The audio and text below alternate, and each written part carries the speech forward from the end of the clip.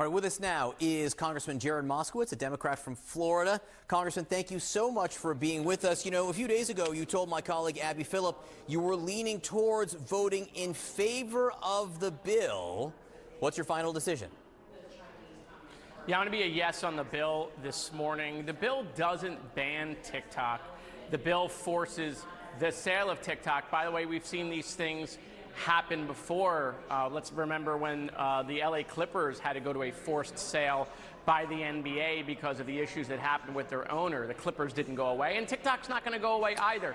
But that is the campaign that TikTok lobbyists and investors are running to try to scare people. So if you're a TikTok user, if you're a young person out there, TikTok is not going to go away if this bill passes and then passes the Senate and becomes law. There will be new ownership if the sale gets forced. I do find it interesting that China comes out this morning and says this is an act of bullying that'll backfire. Well, if there's no Chinese influence in TikTok, why do they care if the U.S. part is a separate company? Let's remember Donald Trump supported this. He was for it before he was against it, before he was visited by some of the investors who said he should go after Mark Zuckerberg instead. So this is a bipartisan issue. It's a national security issue, and I expect a pretty big vote in the House today.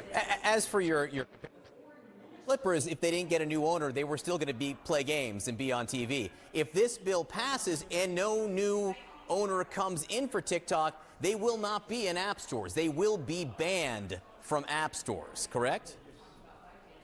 Yeah, but there's going to be a new owner. I mean, just think about all of the U.S. companies that would love to own this platform. This platform is not going to not get sold. I mean, the unlimited amount of money that is going to come in to try to purchase TikTok is going to be significant, right? It could be Apple, it could be Murdoch, it could be a number of players in the private equity space. It could be Elon Musk. I mean, who knows who could try to come in. Would you be psyched if Elon Musk or Rupert Murdoch? Would you be happy with Elon Musk or Rupert Murdoch owning TikTok? Well, it's better than China. I mean, you know, this idea is it doesn't matter what U.S. citizen owns it, right? It's about making sure that there isn't foreign influence. Look, after October 7th, we saw all of the misinformation being spread all over TikTok. There's no community notes on TikTok, by the way. So when they show images of what happened in Syria when Assad gassed his people and say it's Gaza, there's no one correcting that on TikTok. And so the idea that that could be weaponized against the American people to influence foreign political decisions that we make in this country or decisions that we have to make around the world is something that we need to prevent. That's why national security experts on both sides on a bipartisan basis have said it should be sold to a U.S. company. And look, and there is rare bipartisan agreement on this, at least in the House of Representatives. I will say there's a fierce lobbying effort among TikTok users and creators. And I did speak to one woman who runs a small business, has about 1.4 million TikTok followers, who says it's essential to her business. And she says she's watching this vote carefully today. Listen. If you vote for this ban, you are voting against my First Amendment and my way of freedom of speech. You are voting against my small business. You are voting against me getting a slice of my American pie. So I will have to, this will highly influence who I vote for, especially in November. What political cost do you think you'll have to pay for this vote?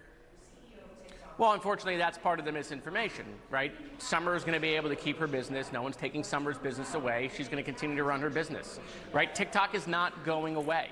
No one that's voting for this bill is under the impression that this is going to lead to the deletion of TikTok. That's not where this is going.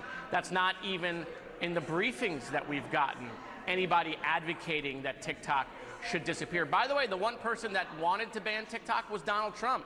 Donald Trump wanted to completely ban TikTok, but he didn't have the power to do it. This bill doesn't do that. This bill gets Chinese influence out of TikTok. TikTok will survive. So I want to shift gears here. Republican Ken Buck from Colorado is resigning next week, basically. And he told Dana Bash yesterday it's just because he can't stand to be there anymore. Listen to what he said. It is the worst year of the 9 years and 3 months that I've been in Congress. And having talked to former members, it's the worst year in 40, 50 years to be in Congress. Doesn't sound like a happy place, Congressman. How do you feel about it? Well, Ken Buck has it exactly right. The 118th Congress is historic. It's a historic Congress. We've done historic things to help the American people, like remove a speaker, which has never happened in American history, expel a member, which hasn't happened in 20 years, and impeach a cabinet secretary, which hadn't happened in 150 years. So these are historic achievements that the 118th Congress has done for the American people. No, this is an awful place. No, people here are frustrated on both sides. There are people here that want to solve problems. They want to help the American people. They want to lower costs for food and for the price of housing. They want to make sure that we can get foreign aid to our allies like Israel and Ukraine. And yet, there are enough members here that want to do nothing. And doing nothing is what they're comfortable of doing. And because the motion to vacate is what Speaker Johnson is afraid of. He looks at himself in the mirror in the morning, and he's just so worried about the motion to vacate that we can't get anything done here. So I understand why Ken Buck is frustrated. He's also frustrated because we're breaking every single solitary norm here. He talked a lot about how we're using impeachment no longer as a constitutional tool that it is, that we're using it as a marketing and PR and political tool. And every day we continue to break a new norm here, and we just continue to break Congress. And the world is watching. So look, you know, I understand what he's doing, why he's leaving. He's had enough of it. But look, Republicans are doing everything they can to hand that speaker gavel to Leader Jeffries by continuing to resign. Congressman Jared Moskowitz, I do appreciate your time this morning. Thank you so much. Thank you. Appreciate it.